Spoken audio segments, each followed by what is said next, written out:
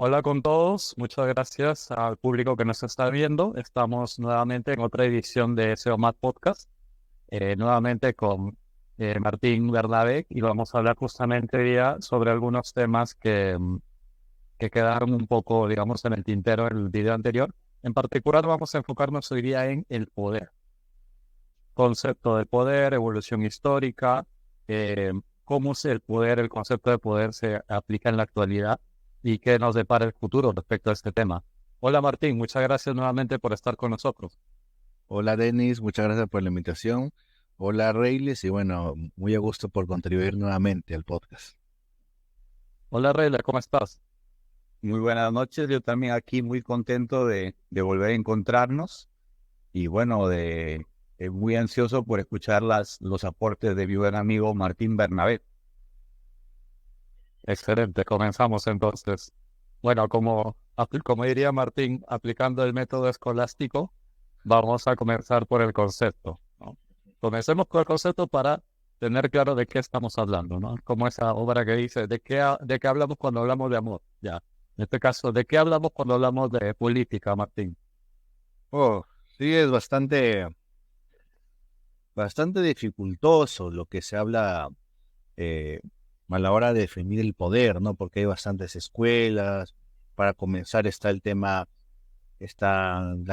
digamos, las escuelas modernas para entender el poder, ¿no? Desde la escuela marxista que básicamente te dice que aquel que tiene los medios de producción es el que tiene el poder, como diciendo el que tiene más dinero es el que tiene el poder.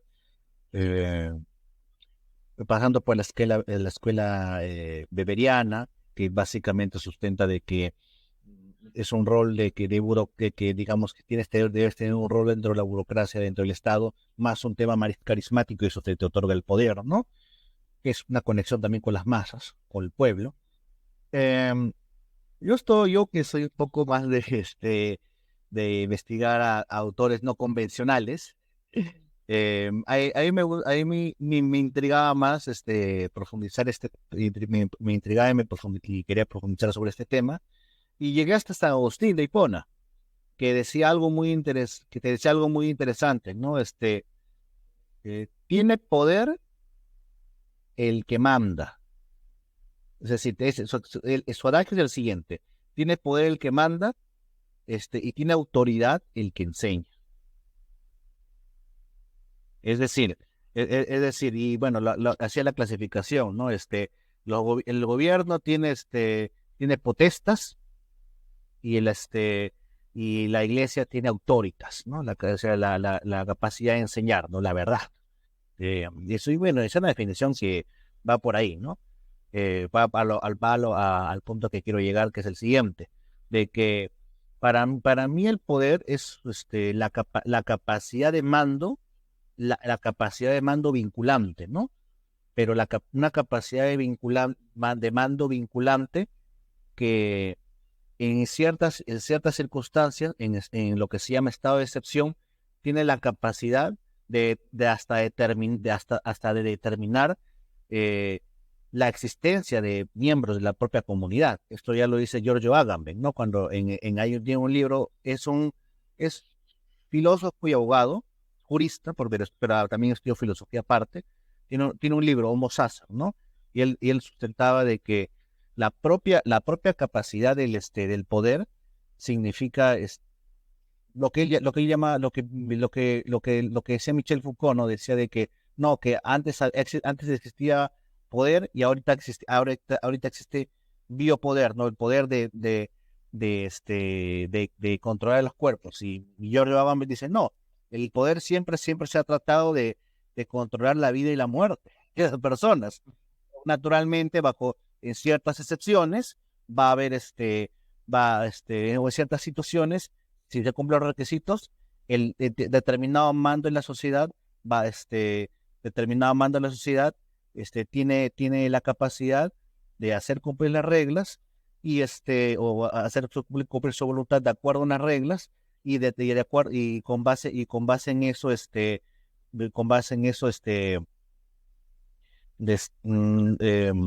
hacer el homo sacer es el hombre excluido, ¿no? Al cual ya no se le aplica el derecho. Eso quiere decir se le extermina, ¿no? O sea, es justamente eso es el poder, ¿no?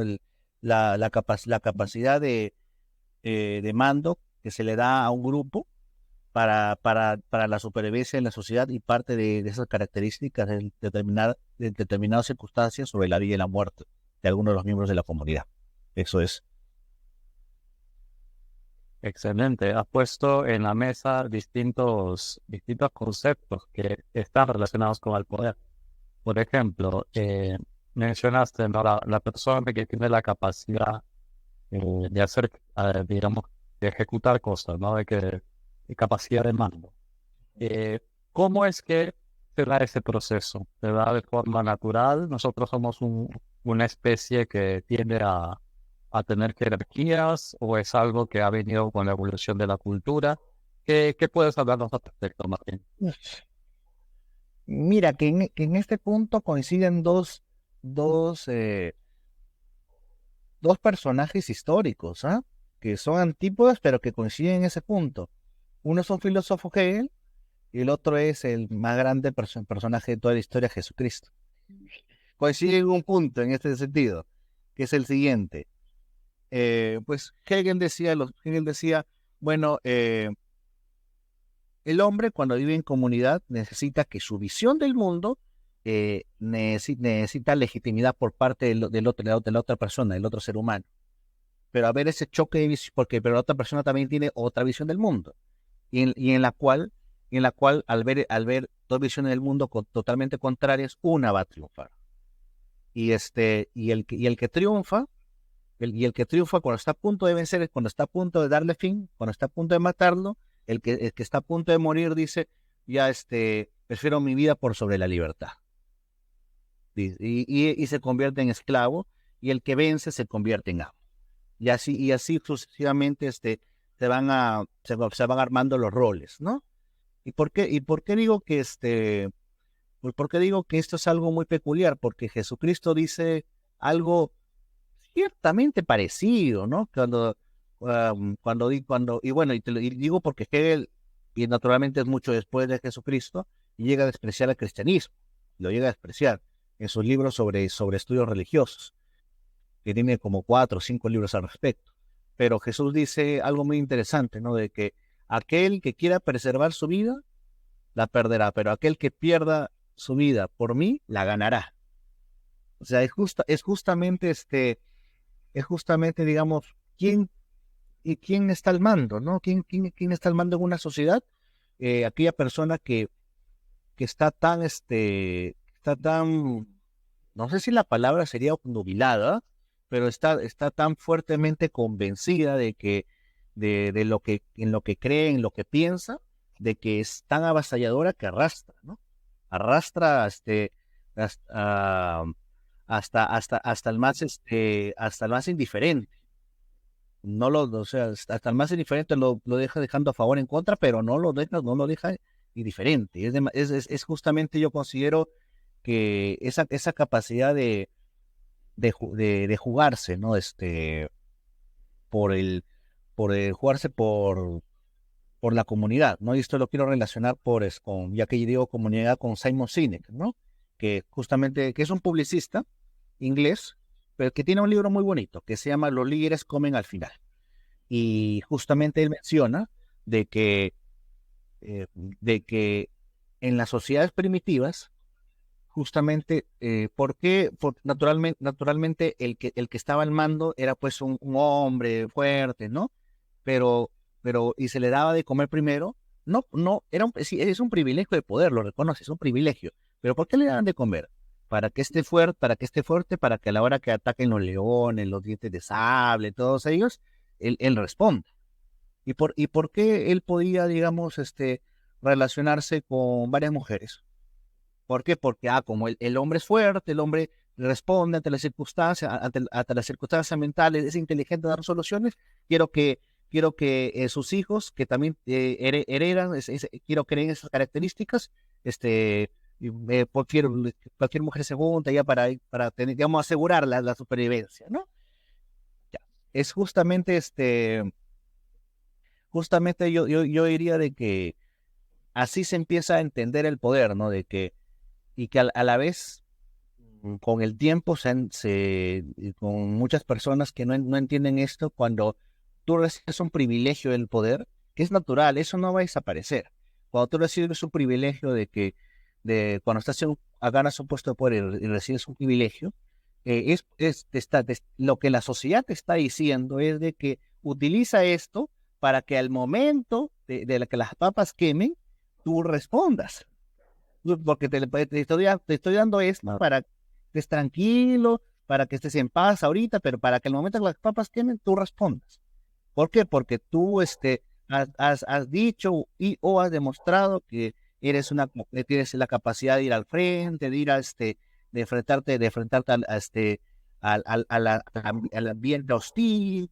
Eso va por ahí, ¿no? Incluso lo dice, no, digamos, el cristianismo. Eso, naturalmente, el catolicismo y sus diferentes vertientes, que el hombre más importante del mundo, Jesús de Nazaret, dice, aquel que quiera preservar su vida la perderá, pero aquel que pierda su vida por mi causa la ganará. Es decir, no te preocupes por lo que diga el mundo, preocúpate por cumplir los principios, preocúpate por la palabra que te estoy diciendo. Y ya y naturalmente lo que te está diciendo es que la gente te seguirá. Lo que te está diciendo, la gente te seguirá. Eso es algo muy curioso. Realmente interesante, ¿no? Porque en la Biblia, o al menos en la palabra de Jesucristo, se habla bastante del reino, ¿no? El reino de los cielos. Entonces se entiende como digamos, como un gobierno, ¿no? Como un lugar, podemos decir, donde se ejerce el poder, en este caso el poder supremo de Dios, digamos, ¿no? Eh, y también, por otro lado, está la misma historia del cristianismo, ¿no? De que en algún momento eran los perseguidos por el poder, ¿no? El Imperio Romano los perseguía, además. Llegó el momento donde, como bien dice Martín, era gente que estaba dispuesta a perder su vida, ¿no? Con tal de defender eso que tenían, que era la verdad, digamos, ¿no? Entonces, y llegó el momento, pues, donde podemos decir que llegaron a ocurrir, ¿no? O sea, ya lo de cuando se volvieron la religión principal, digamos, ¿no? O la soberana, ¿no? Entonces, a lo que quiero llegar es la siguiente analogía, ¿no? ¿Cómo podemos entender la toma de poder o el tener el poder viendo, por ejemplo, la historia del cristianismo, ¿no? Pasar de ser perseguidos a ser los gobernantes, digamos. Yo lo entendería como lo entiende Julio Cébola. Tiene un libro muy interesante, espiritualismo, algo con rostros y espiritualismo, de que justamente, bueno, él es alguien muy pagano, ¿no? Sí, pero no es alguien cristiano, murió no rechazando, sino no cercano al cristianismo. Pero él llega a decir de que justamente lo que muchos sectores no católicos le critican al catolicismo, cómo es posible que se haya unido al imperio, ¿no? O que se haya puesto como la religión oficial, ¿no? Pero lo que se olvidan, y esto lo dice, vuelvo a repetir, Julio Cébola, es de que cuando se llega a ser religión oficial, todo ese espacio en el cual estaba el Imperio Romano, llegó el cristianismo. Llegó el cristianismo, y a partir y naturalmente, justamente una de esas expansiones es España. España, y a partir de ahí, y a partir de ahí de España llega a lo que conocemos como Hispanoamérica, es decir,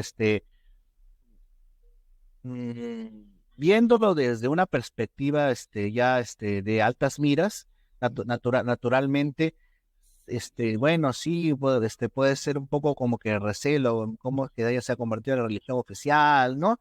Pero hay que decir algo muy importante también, de que y esto no se dice mucho, que es en los historiadores de derecho romano no lo dicen mucho, pero antes del cristianismo tenían la angustia del ser. ¿Qué significaba? Que después de la muerte no sabían que existía. Es decir, sus dioses no les garantizaba que había más allá. Y el cristianismo viene a reemplazar eso. Luis.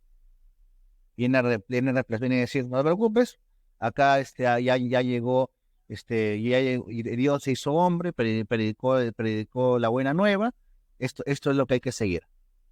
Y eso destrajo como, le vino como anillo al dedo, todo eso, ¿no? Sumado a que el territorio que fue Roma, llegó el cristianismo, y una de esas excepciones es España, bueno, que llegan a Hispanoamérica y eso es historia, ¿no? Es justamente esos planes misteriosos de Dios, ¿no? Y bueno, de que también cualquier imperio, en ese momento, bueno, a pesar de los errores del Imperio Romano, el gran aporte es de que el imperio necesita una religión, siempre necesita una religión.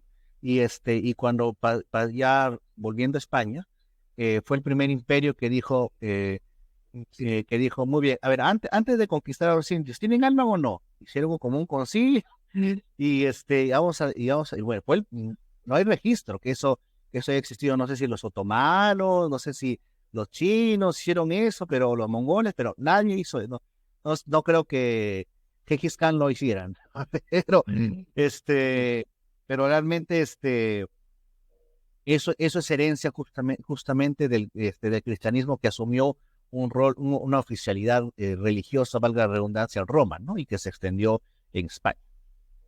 El, el cristianismo, pero el imperio necesitaba una religión y el cristianismo necesitaba del imperio, de sus vías, de su ordenamiento para llevar el evangelio. Es que todos los evangelizadores necesitaban vías que transcurrir y entonces plantea el padre jesuita Alfredo Sáenz en un libro de la nave y las tempestades, como dijo Martín, los planes de Dios, que digamos, Roma había providencialmente sido, digamos, constituida para que después sirviera a la evangelización del cristianismo en sus vías y en todo. Y no solo Roma, sino también Grecia. Roma en cuanto a su ordenamiento y Grecia en cuanto a su pensamiento, porque el pensamiento griego sirvió también a los cristianos para defender los dogmas de fe frente a las herejías. Entonces el cristianismo se sirvió tanto de Roma como de Grecia, y plantea el padre Sáenz, no sé si lo recuerdo exactamente palabra por palabra, pero los romanos eran brillantes en las cosas concretas, en el ordenamiento jurídico, y los griegos eran brillantes en lo abstracto, en las abstracciones. Entonces de ambos se sirve el cristianismo, y no solo que se sirve de ambos, sino que enriquece a ambos. Claro, justamente lo que dicen, ¿no? De que no es que Santo Tomás de Aquino haya bautizado a Aristóteles, no, lo perfeccionó. Y no es que San Agustín haya bautizado a Platón, no, lo perfeccionó a Platón. Es el tema. Eso es una aclaración muy importante porque suele haber confusiones al respecto. Sí, sí, totalmente. Realmente este es el momento como para poner en la mesa muchas cosas que a veces tenemos por dadas, por sentadas, pero hay que darles una revisión, ¿no?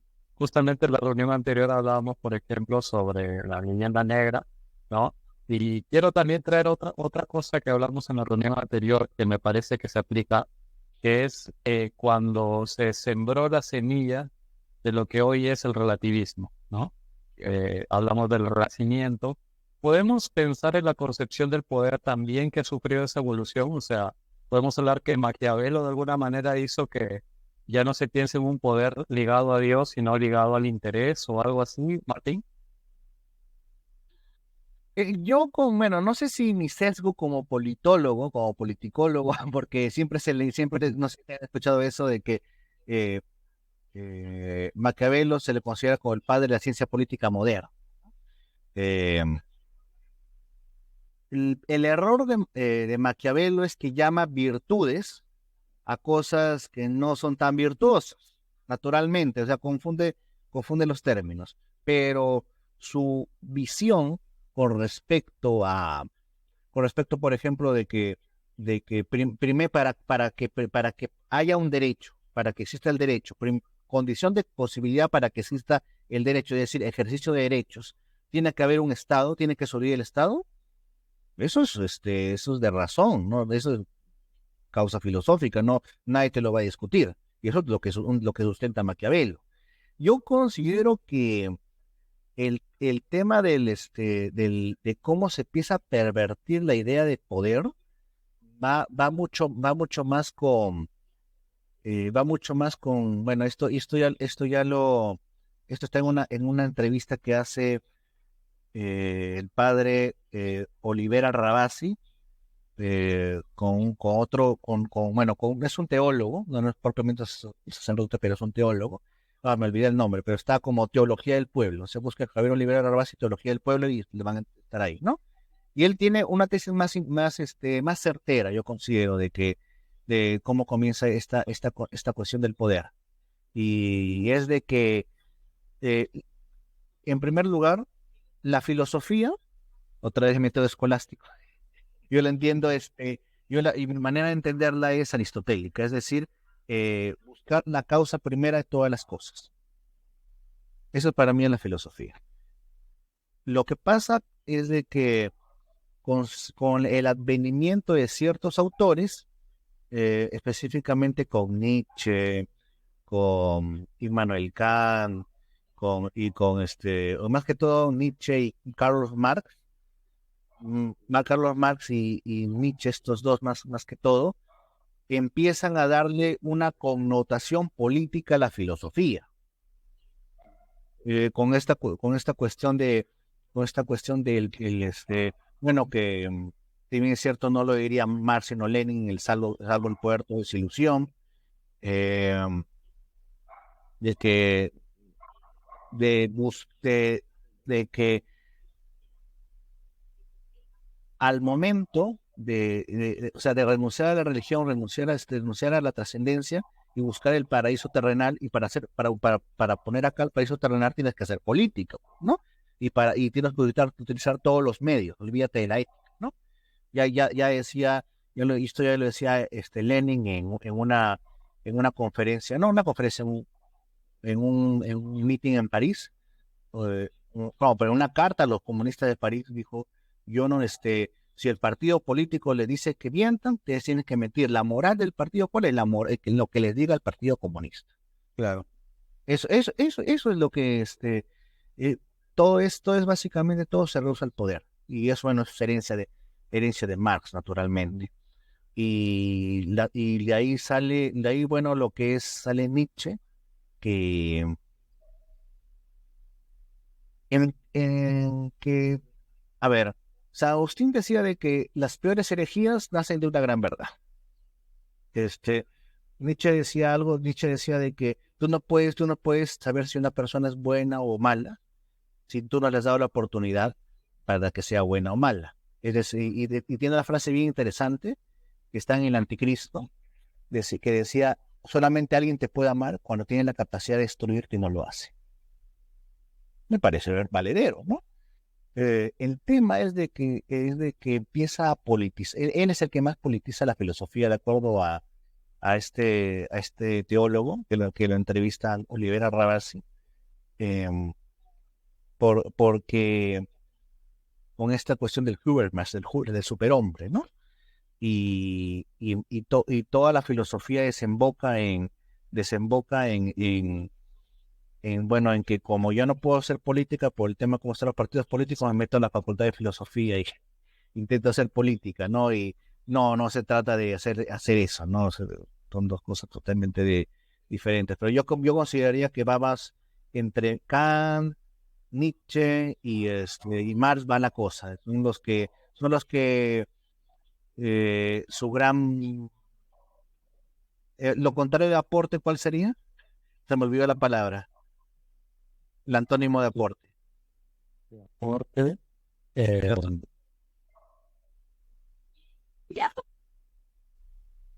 o sea, el antónimo de aporte, digamos. Claro, el antónimo de Bueno, aporte es, retirar, quitar, extraer, no sé. digamos que el gran daño, mejor dicho, el gran daño que le han hecho Daño, claro. es, es politizar la filosofía, ¿no? Cuando son dos áreas diferentes.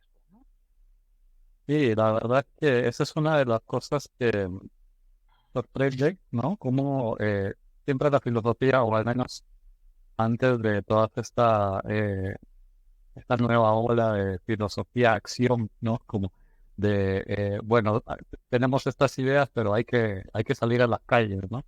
Ujú. Surge justamente de los autores, ¿no? Por ejemplo, Hegel hablaba mucho de su momento histórico, ¿no? Cuando Napoleón estaba en el periodo de expansión, entonces hablaba, ¿no? De que tarde o temprano Marx de alguna manera también expresó lo mismo, de que hay que salir de las calles, hay que tomar el poder, hay que ejecutar, ¿no? O sea, ejecutar la idea, etcétera. Eh, entonces, ahora si nos ponemos ya un poco a la actualidad, ¿dirías que hay alguna corriente del pensamiento político o más que todo de la concepción del poder que haya dominado el debate en los últimos años? Sí, la teoría marxista del poder, definitivamente. Es la que tú puedes, incluso hay gente que ni siquiera es marxista, pero su forma de actuar y de ver el poder es totalmente marxista. ¿Por qué? Porque para los marxistas, salvo el poder todo es ilusión, como diría Lenin, y vuelvo a repetir, salvo el poder todo es ilusión, y cuando tú llegas al poder, tú puedes decir cualquier cosa para llegar al poder, llegas y nadie te puede votar, te tienen que votar. Exacto.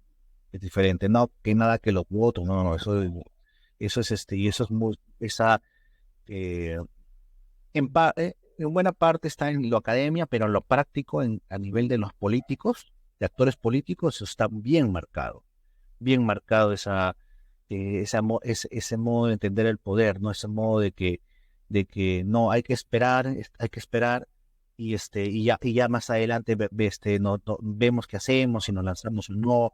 No es el fin del mundo que si no nos lanzamos esta vez, no, es ahorita, vamos a tomar el ciudad por asalto, vamos a tomar vamos a tomar los palacios de invierno en este momento. No, tranquilo, tranquilo. No, hay mucha gente que tal vez no te le dirán ese lenguaje, pero tú los escuchas bien y dices, entonces, tienen la teoría del poder marxista, ¿no? Lo manejan de manera marxista, el poder, o lo entienden, así. Y podemos decir que hay un dominio de este concepto, este enfoque del poder en los gobernantes del mundo, los principales.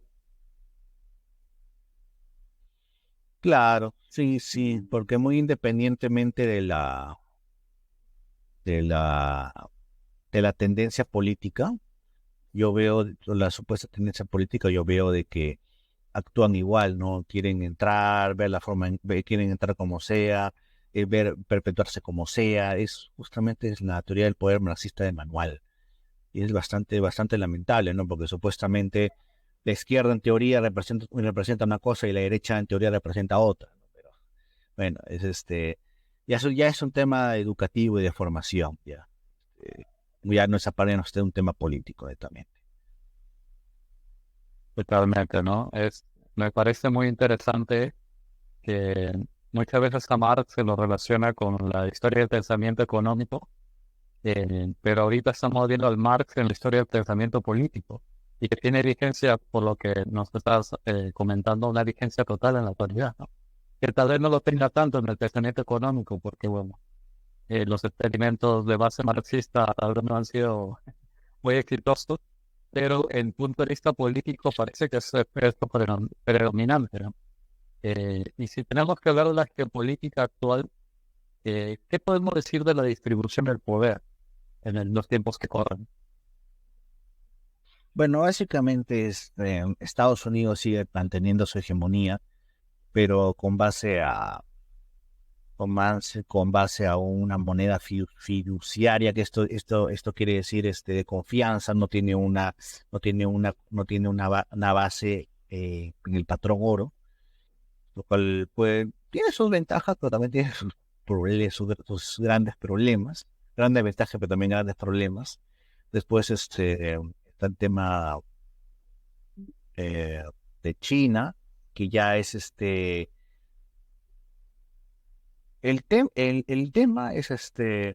el tema, por ejemplo, con Rusia, es de que están con la cuestión esta de que el de Herland, ¿no? El corazón de la tierra, aquel que domine cierta capacidad a los márgenes de Rusia, dominará la tierra.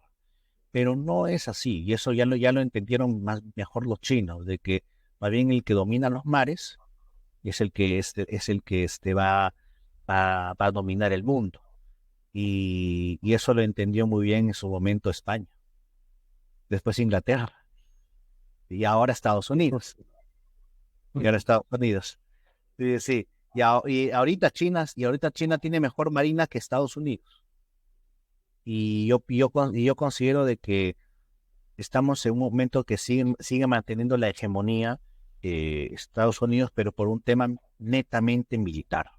Netamente militar. Es decir, es la primera potencia militar del mundo de lejos, pero ya está siendo vencida en un flanco, que no es menor, porque es la marina y es algo que han teorizado desde los 60, que los de geopolítica estadounidense, que tenemos que dominar el mar para, para dominar el mundo, pero ahorita ya alguien le sacó ventaja en ese sentido, lo cual ya va a haber un choque, va a haber un tema de multipolaridad, pero ojo, los seguidores de Dugin, yo tengo amigos por todas partes, y yo no sé por qué, pero yo tengo hasta amigos de todas partes. Yo tengo amigos colombianos, peruanos, que son seguidores de Dugin, y ellos dicen, sí, ahorita va a haber multipolaridad, va a haber igualdad. No, es la multipolaridad, la multipolaridad es así como en los partidos de fútbol, cuando acaban 45 minutos hay un descanso. ¿Eso tiene un nombre en específico? ¿Tiempo fuera? Entretiempo, ya. La multipolaridad es un entretiempo para el segundo tiempo. ¿Y cuál es el segundo tiempo? La nueva hegemonía. ¿Y quién será la nueva hegemonía? Ay, sí, no sé, no sabría decir. Pero ya pero de que estamos viviendo los últimos días de la hegemonía estadounidense, con sus grandes aciertos, sus grandes errores, pero ya estamos viendo. Ahora no, si lo que viene será peor, será mejor. Hay que comendarse al Señor, lo bueno. Para ya terminar, pero para terminar, si el tema para tener control del mundo es el mar, hay que recordar que nosotros tenemos al Océano Pacífico, ¿no? Nomás, para pensar. Es muy interesante lo que dices porque, claro, en su momento la mejor marina del mundo era la británica, por lejos. Bueno, estaban prácticamente presentes en todos los mares, era una hegemonía total. Después, claro, Estados Unidos les siguió. eh, y justamente cuando mencionas de que es un entretiempo la multipolaridad, me hace pensar que eso es lo que nos dice la historia, ¿no? Porque siempre, digamos que hubieron etapas.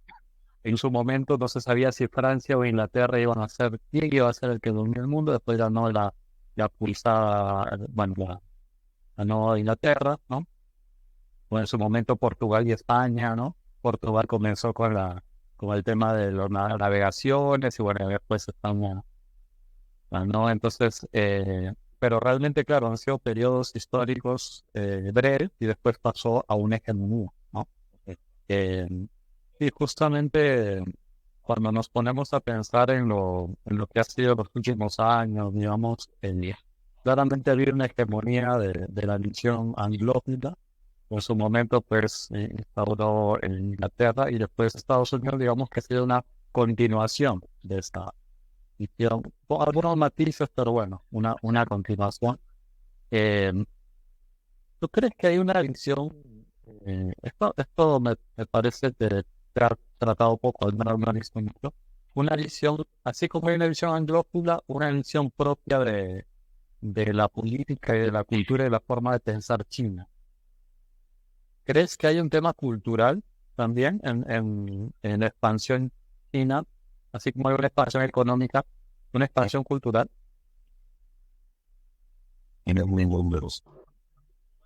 Una vez yo leí el libro de Alan García, Confucio y la globalización. Muy buen libro, muy interesante.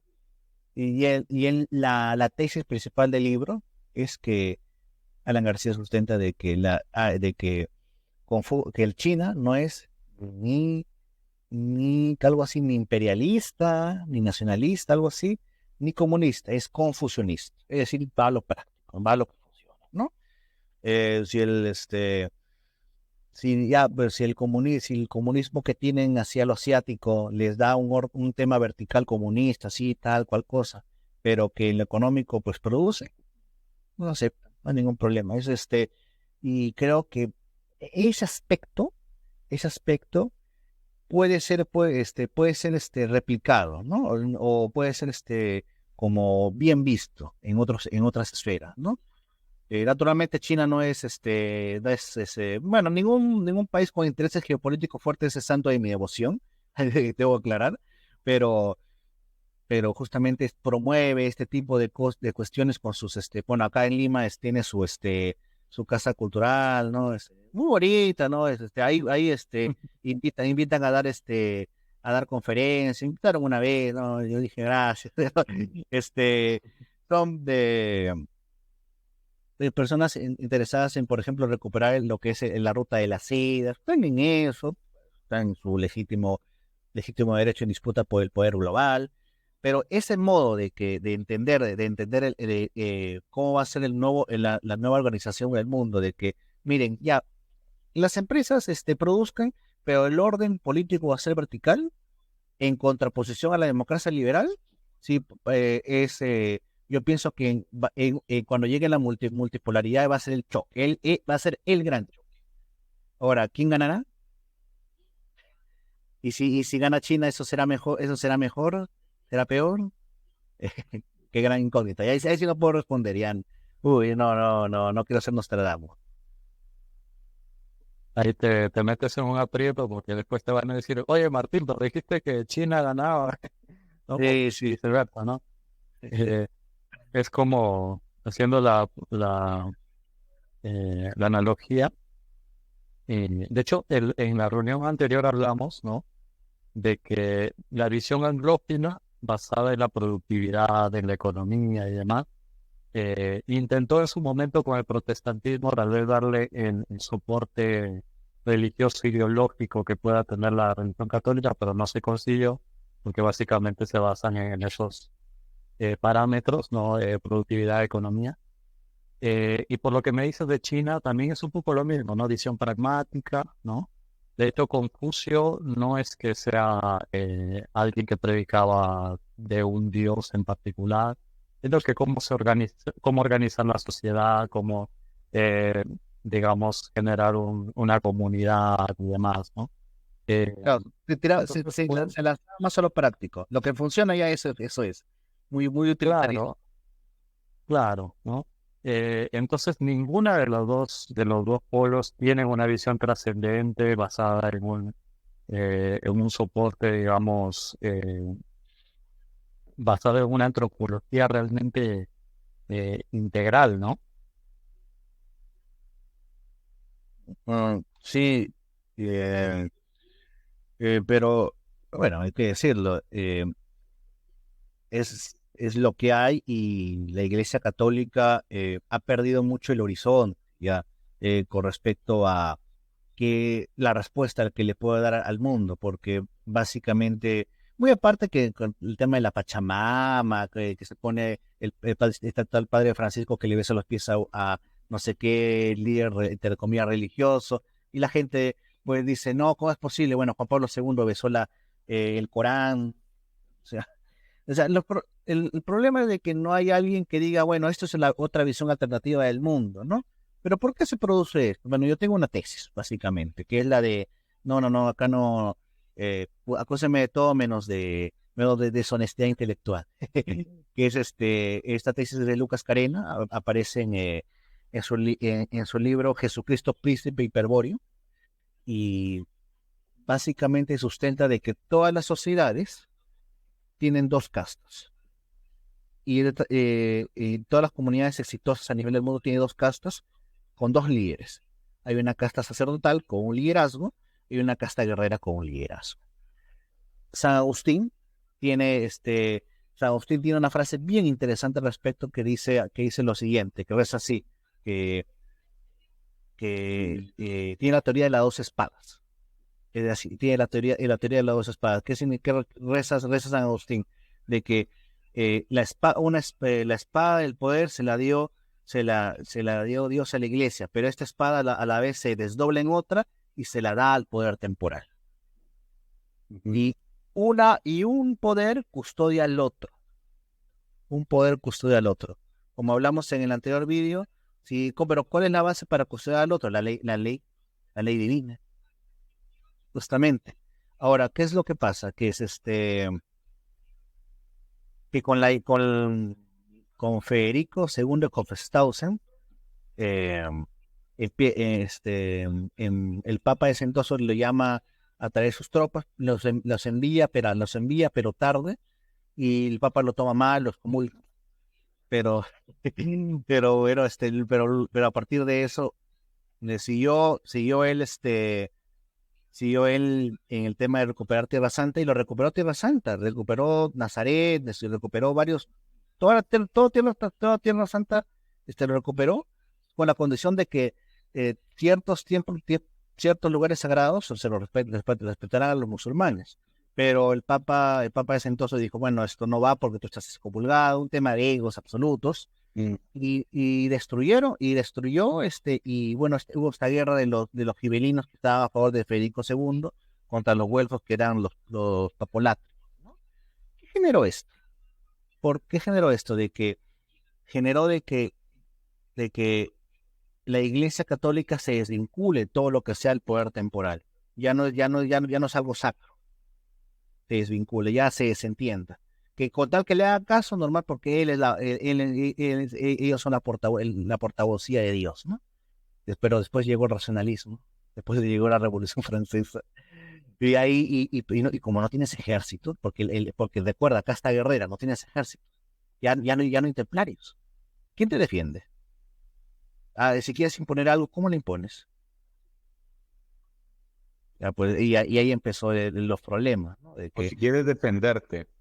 Si quiere imponer algo, si quieres defenderte. Y defenderte porque ¿cómo? llega un momento en que el poder político ya comienza a pontificar sobre moral y de repente la voz de la iglesia le resulta incómoda. ¿Cómo te defiendes? Siempre ha habido a lo largo de la historia estos enfrentamientos, como le llama Martín, choque de egos entre el poder político y el poder teológico. Pero llega un momento en que el poder teológico pierde hegemonía con respecto al poder político. Es decir, en la era de la cristiandad, lo teológico gobernaba lo político, pero llega una época de revolución en que lo político se impone sobre lo teológico. Según Julio Membiel, es con la revolución protestante. Con la revolución protestante le da más poder a lo político, porque más allá de lo que se nos vende, que el Lutero, digamos, se enfrenta a la corrupción del clero, que había corrupción del clero. En realidad, digamos, los líderes políticos, aristócratas, nobles, vieron en Lutero una oportunidad para desvincularse de la autoridad moral de Roma. Y entonces, de hecho, los primeros pastores del protestantismo fueron de casta noble, que ya comenzaron prácticamente se volvieron una casta sacerdotal. Estamos abriendo la puerta de un tema muy interesante que es el poder y la ética, ¿no? Cómo de alguna manera, en este caso el protestantismo sirvió como, o sea, el nuevo poder que emergía necesitaba de alguna manera un código ético que de alguna manera siguiera el pueblo, ¿no? Para eleccionarlo, por más que ellos no sean precisamente el mejor ejemplo, pero necesitaban esto, ¿no? Como una herramienta de poder, podemos decirlo. Martín nos aclarará más sobre eso, ¿no? Y las formas del poder, ¿no? Y que parte de eso también es el decir, sabes que tú debes seguir estas normas, ¿no? Porque la gente de bien se comporta de esta manera, ¿no? Este es tu decálogo, por decirlo así, ¿no? Es un proceso de inversión. Es un proceso de inversión, digamos, desde la era de la cristiandad, donde el poder era descendente, desde arriba, desde lo alto, Dios, digamos, ¿cómo se llama? Se ungía un gobernante, y posteriormente, a partir de ya el Renacimiento, la Revolución Protestante, ya comenzamos a ir hacia el camino del poder ascendente, del pueblo que elige un gobernante. Claro. Y entonces eso es, hay todo un camino que, bueno, valdría la pena desarrollarlo en siguientes podcasts. Martín, ¿qué nos puedes comentar sobre cuando se usa la religión o se usa la creencia popular o digamos, no sé si llamarlo moral o ética, como herramienta de poder, ¿no? Para ejercer poder sobre una sociedad o sobre el mundo incluso, ¿no? Bajo ciertos, entre comillas, principios o valores que predominan o que son los que les conviene a cierta clase gobernante. Bueno, yo voy a responder muy smithianamente. Voy a Carl Smith. Tiene un artículo muy interesante, La tiranía de los valores, muy bueno, que habla lo siguiente, ¿no? Que cuando una organización política, social y política, tiene el poderío con respecto a armas, me refiero, con respecto a armas y recursos, y, y ve que otra organización está en, ¿cómo se me puede explicar? No en la dejadez moral, sino en la decadencia absoluta en términos morales. Yo estoy en la obligación de imponerme hacia ellos, ¿no? De, digamos, llevarle mis valores hacia ellos, ¿no? Y está bien, se presta para chiste de que hay un TikTok, hay un chiste que dice, van a aprender nuestras costumbres pacíficas por la fuerza. Sí, ya, bueno, sí, es un chiste, ya, pero, a ver, tiene su lógica la teoría, porque, a ver, los bárbaros, ¿qué era mejor, los bárbaros o los romanos? Los romanos. Porque tenían el derecho, tenían todas las rutas que hicieron, los avances, naturalmente. Los aztecas o los españoles, pues, naturalmente, respetaron los avances civilizatorios de los aztecas, pero no, pues no vas a matar gente y que alguien del pueblo se la coma, no, eso no vas a permitir ello, ¿no? Digamos, es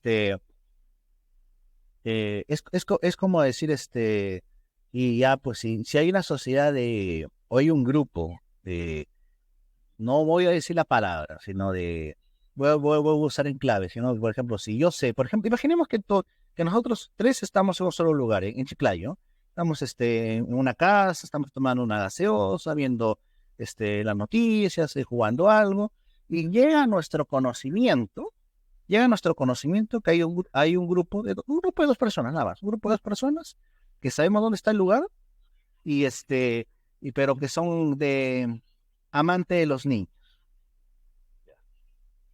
¿No es nuestra obligación moral imponernos sobre ellos? Eso, ya es básicamente eso, ¿no?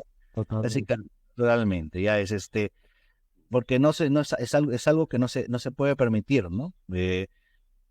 Bueno, eso sería mi respuesta, ¿no?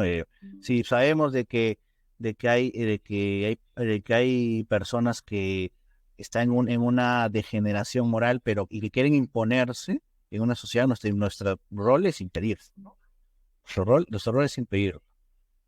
Y además, como diría un expresidente estadounidense, que no voy a decir su nombre, pero esto sí tenía razón, decía, Dios no es neutral, Dios está con nosotros. Dios no va a estar con esa gente. A menos que, bueno, ya luego pidan perdón, bueno, ya sabemos eso. entiendo. Hablando nuevamente también de la ética y el poder, eh, cuando se piensa en el poder, se piensa tal vez en algo que corrompe, ¿no? Digamos, persona que llega al poder se dice que se ve corrompida por ese poder, que empieza a cambiar, ¿no? Ese tipo de visión. Eh, y también se habla de que el poder, ¿no? Eh, como coerción y como dominio, como algo violento, como algo eh, que oprime, ¿no? ¿Qué, qué podemos hablar sobre la ética del poder? ¿Es algo, digamos, inherentemente malo de lo necesario? ¿O es que tenemos una perspectiva tergiversada de lo que representa el poder? Bueno, el poder es naturalmente, como me pidieron explicar, el mando que tiene un determinado grupo para hacer cumplir determinadas cosas y en determinadas circunstancias incluso decir sobre la vida y la muerte de un grupo o de un individuo. Un grupo de individuos o un individuo. El tema es de que hay dos circunstancias. Hay dos que ya son más psicológicas. Uno es el resentimiento, que voy a explicar. Hay un libro muy interesante que es Los Profetas del Odio, de raíces culturales y líderes de Sendero Luminoso, del sociólogo Gonzalo Portocarrero Máez. Ya murió en el 2016. Eh, y tiene una tesis bien interesante, porque aparte de probablemente su formación en sociología, él sustenta de que ha recibido aportes de la psicología social. Y él menciona de que él define el resentimiento de la mejor forma, de las mejores formas que nunca en mi vida he leído, que es aquella persona, aquel esclavo que anhela ser amo. No aspira a eliminar la relación amo-esclavo, no. Con su discurso, con sus peroratas, quiere llegar al puesto, pero para él ser el nuevo amo. Y eso, para mí, desde el punto de vista, eso es la izquierda política en todas sus acepciones, en todos los colores. Eso es la izquierda política, es el resentimiento hecho ideología política.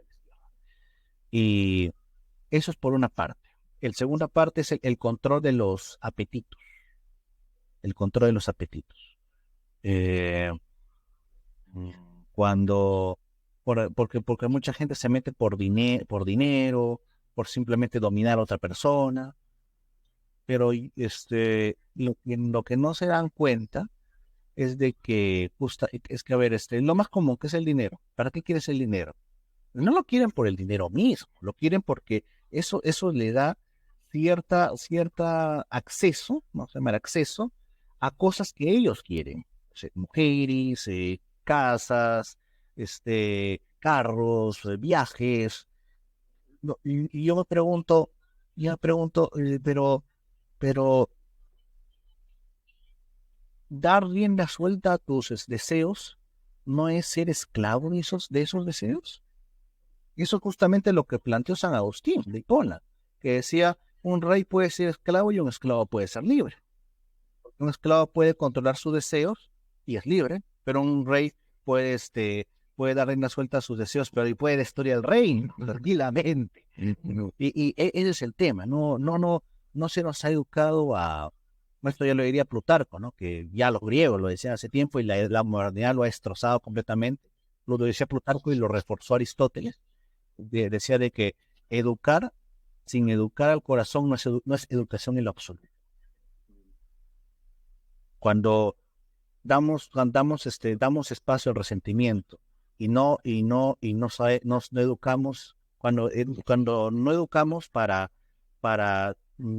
que nuestros hijos no sean resentidos y para que sepa, y no los educamos para que sepa controlar sus impulsos, sus deseos, que son válidos, ¿ah? Los deseos son válidos, pero oye, tienen que estar encaminados. Cuando no están encaminados, ya cualquier ese tipo de personas en el camino, no es que no en el camino, cuando llegan al poder no es que se pervierten, ya están pervertidos antes de llegar, ya cuando llegan al poder ya y dar riendas, ahorita tengo la oportunidad de estar con la mujer que quiera, tengo la casa que quiera, tengo los carros que quiera, puedo irme a donde me dé la gana, pues todos terminan mal, pues, o no terminan tan bien. Pero es eso, es al final controlar nuestros deseos. Y no es un dato menor, no es un dato menor que justamente el marketing y todo eso. No estoy diciendo que el marketing sea malo, hay marketeros excelentes, pero, pero hay una, pero hay una facción por ahí de que siempre se presta para servicios oscuros, de que siempre quieren como que apelar a nuestro lado más instintivo. No al instintivo bueno que es defendernos, vamos a hacer esto, a lo malo, al cumplir al deseo, al pecado, ¿no? No es nada fuera, no es un dato menor. Martín me ha hecho acordar una frase de Aristóteles, que acá la tengo. Dice Aristóteles: enojarse es fácil, enfadarse con la persona adecuada, en el grado exacto, en el momento oportuno, con el propósito justo y del modo correcto, eso sí que es difícil. Un poco me hacía acordar cuando hablaba de controlar los impulsos, todo eso. Uh-huh. Me vino a la mente esa frase de Aristóteles. E incluso Martín señalaba que ya una persona que no ha sido educada en el control de los impulsos, no es que se corrompa en el poder, sino que ya venía corrompida desde antes. Hay a contraposición de un video que he escuchado yo de un experto en psicopatía, el doctor Iñaki Piñuel, que él menciona al poder como un agente psicopatizador de la persona. Él dice que una persona común y corriente en el poder se puede psicopatizar.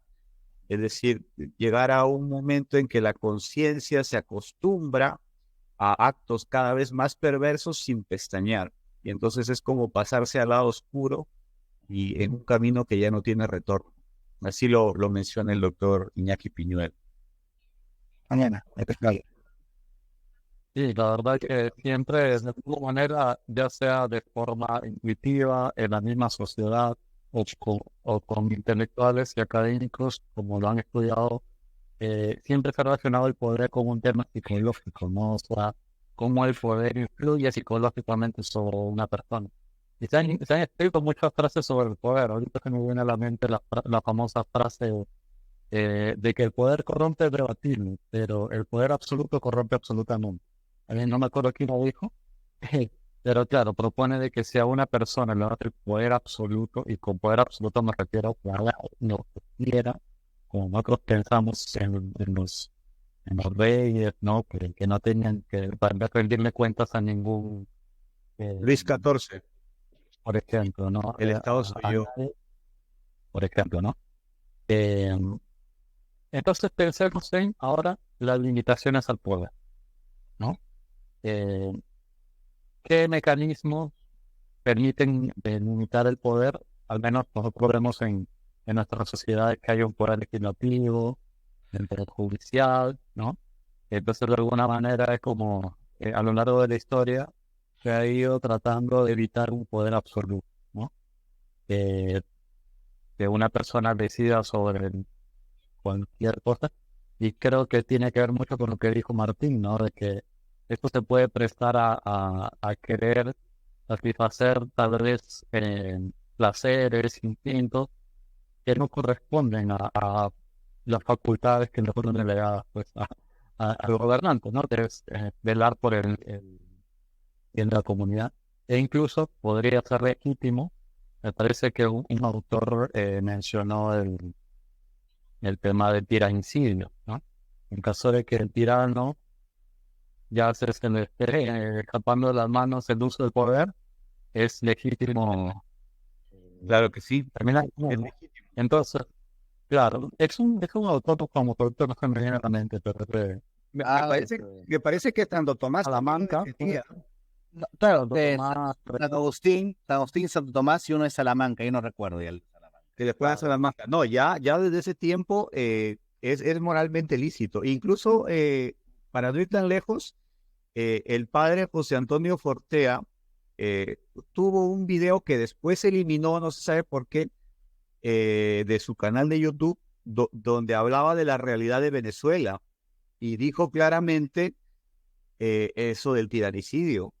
Es decir, incluso en el video, yo lo escuché al poco tiempo de haberlo sacado del video, lo escuché y él menciona claramente, si viene a mí una persona que por su libertad, digamos, comete el tiranicidio, dice claramente el padre Forte, aunque después se eliminó el video, yo no le daría la absolución, le diría, no has cometido ningún pecado, has luchado por tu libertad. Hablando sobre la realidad de Venezuela. Entonces, y dijo así claramente, yo lo recuerdo muy bien, dijo, no, acá no has cometido tú ningún pecado.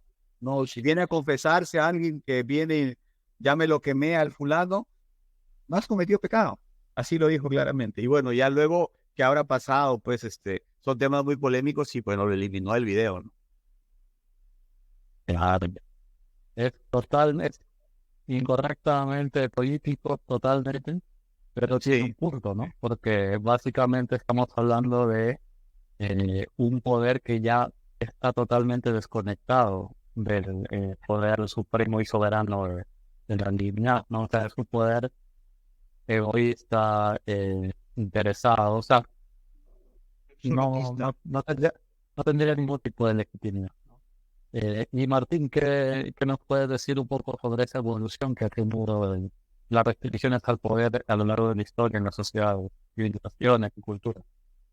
Bueno, yo estoy más de acuerdo con que la limitación al poder tenía más que ver con la ley divina, ¿no?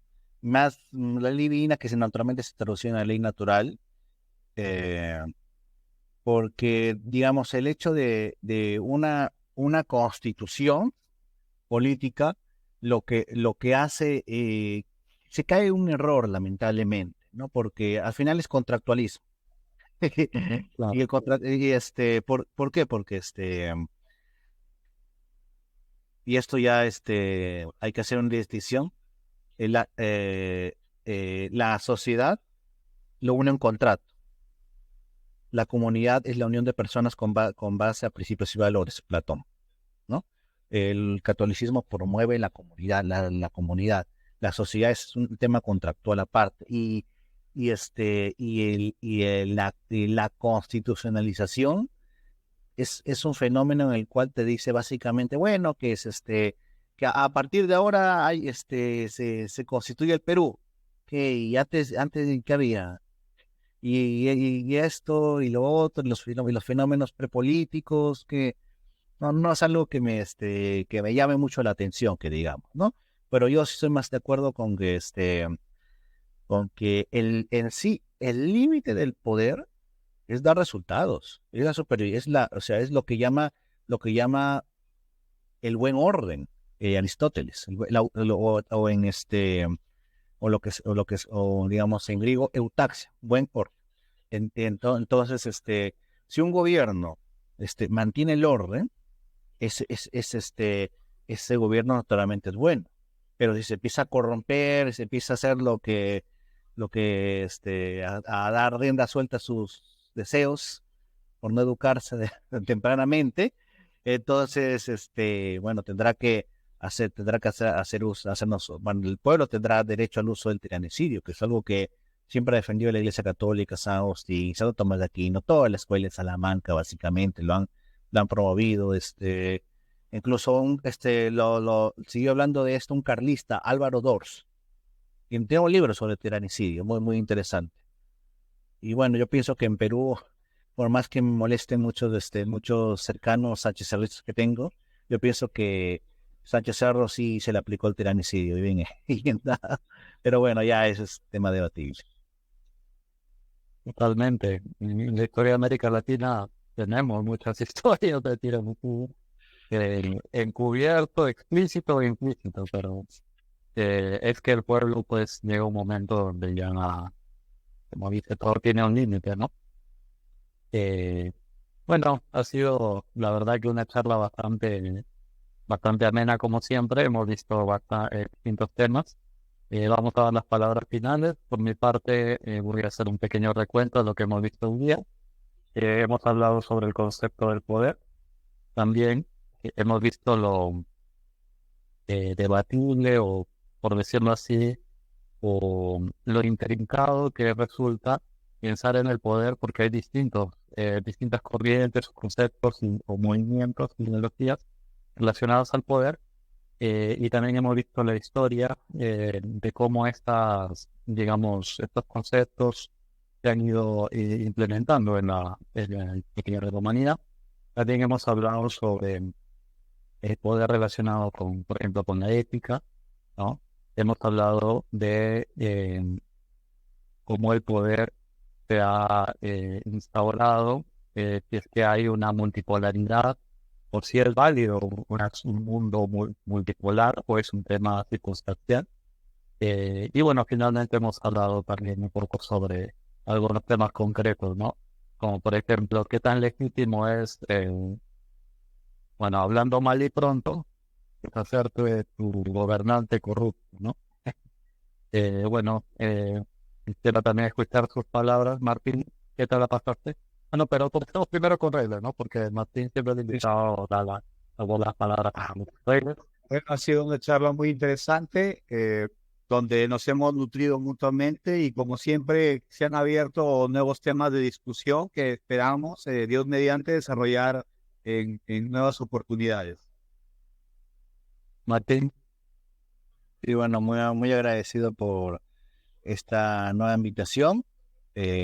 Nuevamente, bueno, estoy muy feliz muy feliz de acompañarlos en esta y si hay otras oportunidades también. Y bueno, estemos siempre en contacto y un saludo a todos quienes nos ven y escuchan. muchas gracias. Muchas gracias a todos los que nos ven y nos escuchan. Recuerden suscribirse para estar al tanto de los nuevos videos que iremos subiendo. Y también poner el like porque eso nos ayuda bastante a divulgar. Recuerden que lo que buscamos es divulgar conocimiento, poner sobre la mesa algunos temas que probablemente son de interés general, pero no se hablan, y poner nuestro granito de arena para hacer una sociedad una sociedad mejor, una sociedad más con más conocimiento. Muchas gracias con todos, hasta luego.